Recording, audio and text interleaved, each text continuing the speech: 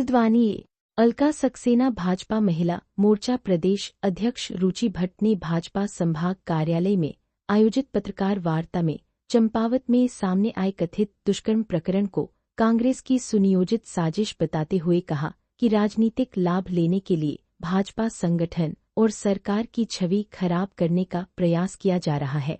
उन्होंने कहा कि पुलिस की शुरुआती जांच और प्रभावित युवती के बयानों से साफ हो गया है कि पूरे मामले को बदले की भावना से अंजाम दिया गया। इस प्रकरण में जिस व्यक्ति का नाम सामने आ रहा है वह कांग्रेस से जुड़ा बताया जा रहा है और लगातार अपने बयान बदल रहा है। उन्होंने आरोप लगाया कि चुनावी महत्वाकांक्षा के चलते भाजपा कार्यकर्ता को झूठे और फर्जी मामले में फंसाने की कोशिश की गई।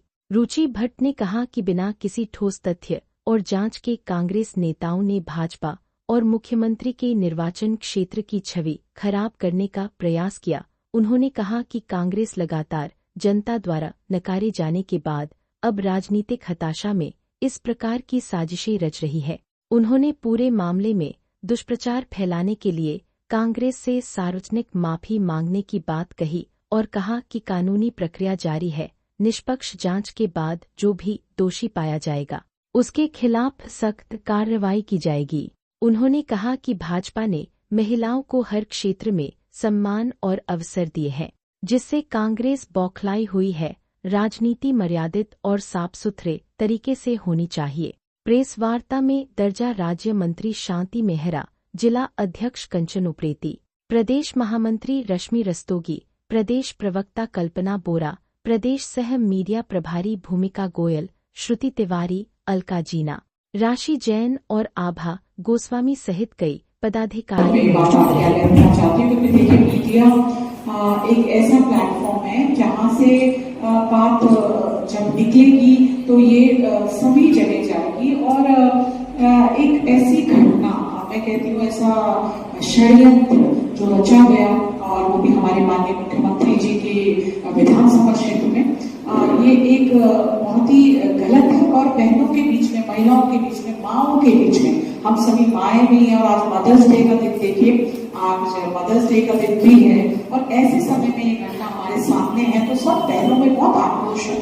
देखिए, एक बच्ची जो सिर्फ 16 साल की, आप उसकी मानसिक स्थिति समझिए और आप उसका मेंटल स्टेट जानिए, उसकी ग्रोथ पे कितना अफेक्ट होगा और कैसे इस घटना को वो आगे तक अपने जीवन में लेके जाएगी। ये एक बहुत ही जिसे कहते हैं गलत संदेश है बच्चों के बीच में। तो चंपावत की उस घटना की बात हम करें तो 6 तारीख को रिपोर्ट हुई थी और जो बच्ची के अभिभावक थे उन्होंने रिपोर्ट किया था कि कैसे उनके बच्चे के साथ दुष्कर्म हुआ। 6 मई की सुबह ही हुआ। प्रशासन ने तत्काल कार्रवाई करते हुए पॉस्को एक्ट में इसे रजिस्टर किया और तुरंत ही SIT बिठाई गई। 10 जनों की SIT बैठी और जांच के लिए तुरंत बच्ची को बुलाया गया और उसका CMO द्वारा जांच भी की गई, मेडिकल जांच हुई और उसके बाद मजिस्ट्रेट के आगे उसके बयान भी सब लिए गए और इसी तरीके से सब साक्ष्य और जितना भी सब फॉरेंसिक जांच और सभी चीजें हुई। अब उस सब के बाद जो निकल के आता है, क्योंकि ये एक दुष्कर्म कांग्रेस पार्टी द्वारा रचित था।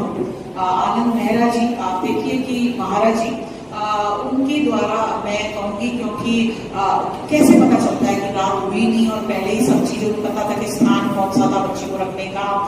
सुबह सुबह ही वो एकदम पुलिस स्टेशन पहुंच जाते हैं और उनके मतलब पार्टी द्वारा आप देखिए किस स्तर पे गिरने की बात है कि अगर राजनीति करनी है तो स्वच्छ और साफ तरीके से काम करके इस तरीके से एक बच्ची को इन्वॉल्व करते उसे टूल किट की तरह यूज करते हुए उन्होंने किया, जबकि उन्होंने ये नहीं सोचा कि उस बच्ची के भविष्य में इसका क्या असर होगा। और तुरंत ऐसा नहीं है, सरकार ने तुरंत कार्रवाई करते हुए हर चीज का एक्शन लिया और सारी घटना को संज्ञान में लेते हुए जब ये पता चला कि घटना बिल्कुल झूठी है, भ्रामक है, उस बच्ची ने भी अपने मजिस्ट्रेट को जब बयान दिए तो बताया ऐसा मेरे साथ कुछ नहीं हुआ था और वही CMO द्वारा भी इसकी पुष्टि की गई। तो देखिए कि कैसा षड्यंत्र रचा है। राजनीति करने के लिए ये स्तर पे गिरना एक बहुत ही गलत बात है, एक बहुत ही गलत संदेश देने की बात है, क्योंकि माननीय मुख्यमंत्री जी की विधानसभा है तो उनको लगा इस तरीके से भारतीय जनता पार्टी को बदनाम कर पाएंगे, भारतीय जनता पार्टी की सरकार को बदनाम कर पाएंगे। तो और ऐसा ये पहली बार नहीं। देखिए कांग्रेस पार्टी कैसे कुचक्र रच रही है राजनीति करने में, क्योंकि उनके पास कोई भी मुद्दा नहीं। इससे पहले गोवा में ही बेहड़ जी द्वारा जो बातें रखी गई उस पर यू टर्न लिया, अनिल पांडे जी द्वारा नकली पत्र प्रेषित हुआ। तो ये राजनीति करने का तरीका नहीं। लेकिन ये वाली राजनीति जो उस बच्ची का नाम लेकर की गई है, उसका स्तर इतना गिरा। आप आज राजनीति करने के लिए एक बच्ची का यूज करते हैं, ये कितना गलत है। और इससे वो कहीं नहीं पहुंच पाएगी। ना कांग्रेस पार्टी कहीं इस पे इसको करने से कहीं जीत की तरफ अग्रसर नहीं। वो आज जिस तरीके की बातें लेकर आ रही, इससे बहनों के बीच में उनके लिए आक्रोश और बढ़ता जा रहा है। और उस आक्रोश के तहत ही पीछे देखिए आपने हमारे लिए सदन में 33% का आरक्षण आ रहा था बहनों के लिए, उनको पॉलिसी में इंक्लूड करने के लिए।